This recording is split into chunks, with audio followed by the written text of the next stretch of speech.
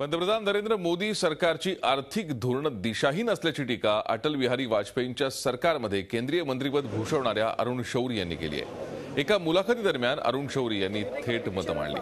सरकार धोरण प्रत्यक्षात उतरवण्यापेक्षा स्वतःचं मार्केटिंग करण्यात अधिक व्यस्त असल्याचा टोलाही त्यांनी लगावला। तसंच गुंतवणुकीच्या सुरक्षिततेची आणि लाभाची हमी नसेल तर गुंतवणूक कशी वाढणार असा सवाल त्यांनी उपस्थित केला।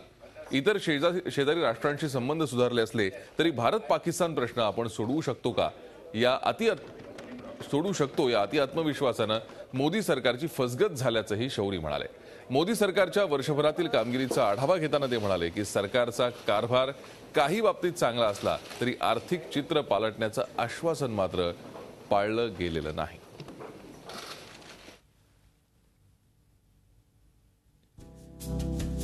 धोरण प्रत्यक्षात उतरवण्यापेक्षा सरकार मार्केटिंगमध्ये अधिक व्यस्त असल्याचं अरुण शौरी म्हणतात। गुंतवणुकीच्या सुरक्षिततेची आणि लाभाची हमी नसेल तर गुंतवणूक वाढेल कशी असा सवाल त्यांनी विचारलाय।